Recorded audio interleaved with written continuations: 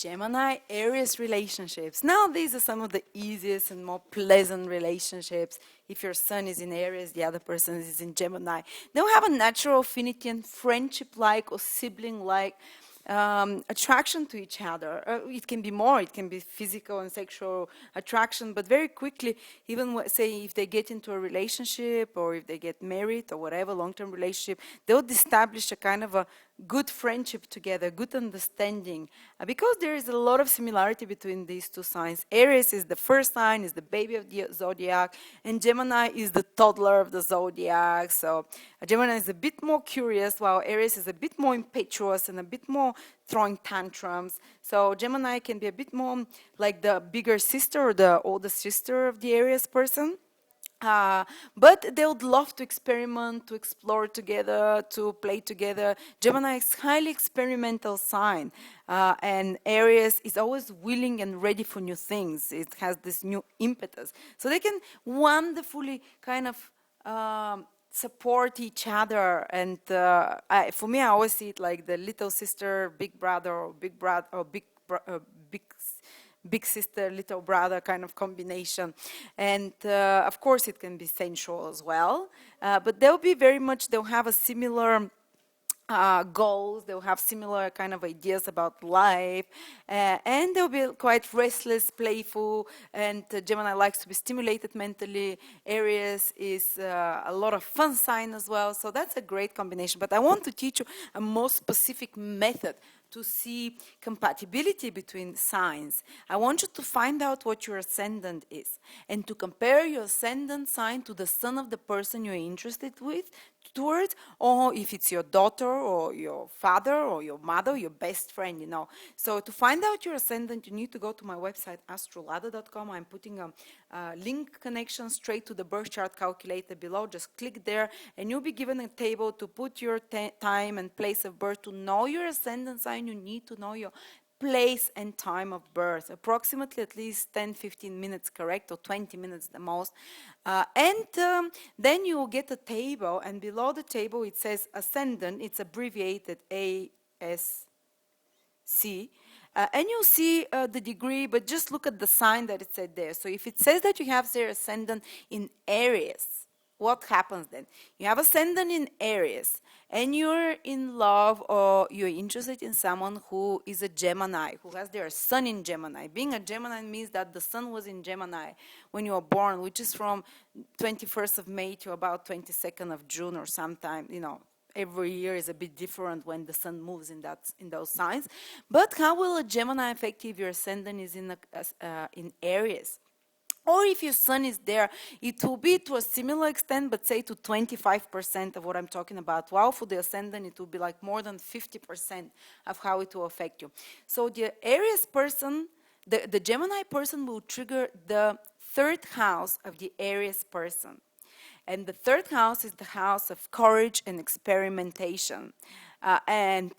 This is something that Aries is quite willing to do. So the Gemini person will actually instill more sense of adventure in the Aries person, more sense of let's go and try and see how this works, more sense of I'm ready to dirty my hands, So your Aries ascendant or Aries and a Gemini comes into your life, and this person can actually be quite good for business with you, can be quite good for collaboration, like a partnering together, because this person, third house is the house of siblings and collaborators and cooperation with other people. So whether it's like real sibling, brother or relative relationships, or whether it's just like a collaboration, like friendship, let's pair up and explore this, let's pair up and do this project together, you can get along perfectly well with such person, and there'll be great flowing energy and support from each other. So this Gemini person is very good for you, for collaborator, for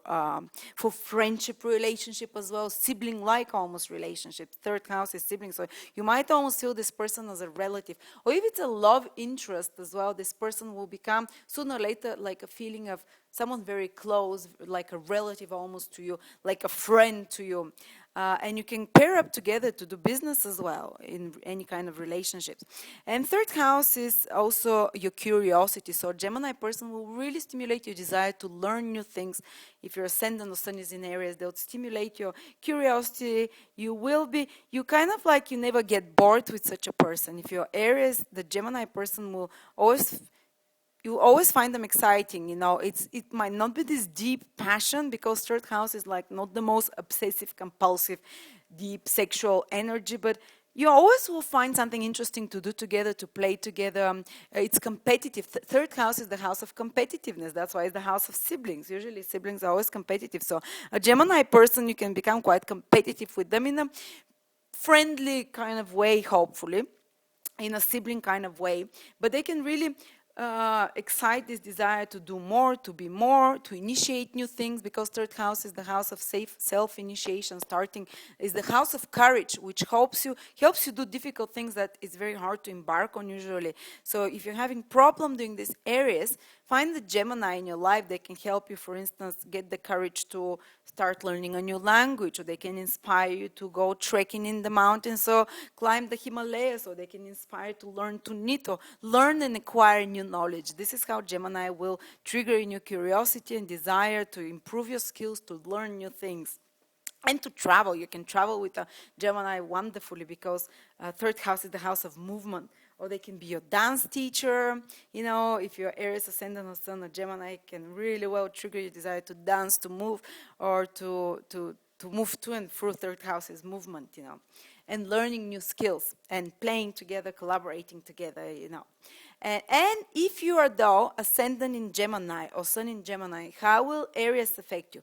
Aries then falls into your 11th house, ascendant or sun in Gemini, which means that Aries will trigger your 11th house qualities in your life, will bring those into your awareness more. And the 11th house is the house of friendship, of proper friendship. If third house is the house of more like sibling, schoolmate, collaborator, team workers, kind of friendship. 11th house is proper friendship, where one is like a supporter of the other, where one is helping the other achieve their long-term dreams. It has a similar influence like the third house. So again, like a bigger sibling. If third house is the smallest sibling, the 11th house is the older sibling. So if you're Gemini ascendant, the Aries person can be a bit like you can bond deep friendship with those people. They can help you networking better, because 11th house shows networks of people. They can introduce you to new people. They can introduce you to new friends. They can introduce you to someone, a benefactor, who can help you forward your goals in life and your long-term plans and goals and dreams, because 11th house rules the goals and dreams and long-term plans. And if your ascendant is in Gemini, Aries person, it can be an Aries person who helps you forward those goals and dreams. So if you have ascendant in Gemini, Aries people will be one of your best friends. Or even if they in some negative way trigger you, they will somehow, by their negative action, contribute something positive to you. By, say, they tell you something, they insult you in some way, or they do you a disfavor, or whatever it's called. But this disfavor will help you get to your long-term goals and dreams, to fulfill or get closer to your long-term dreams and goals in life, because this is what 11th house is. So even if Aries person comes into your life in the shape of an enemy, actually they will turn out to do something good for you at the end, even with their negative actions. So don't be afraid of Aries people. Actually, in most cases, they will be good and productive for you. They will be good friends for you. They will be good supporters for you. If it's your marriage partner who is your ascendant Gemini, and the marriage partner is Aries, they will help you move forward in life. They will help you have more gainfulness, because 11th house rules what we gain financially. So such a person pairing up for a business deal with them can be very beneficial financially, or doing anything.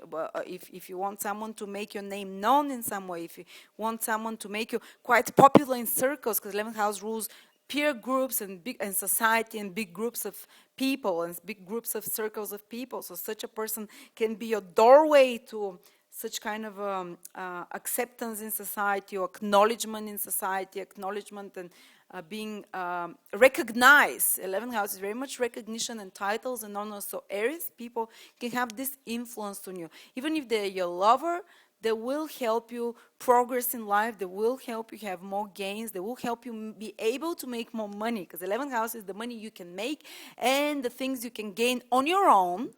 But an Aries type of person, an Aries person with Sun in Aries, can help you with ideas, with introductions, with their own help, or with something they will do or say to help you move forward, to have more gainful life, or make new friendships, or be more popular in wider circles of people.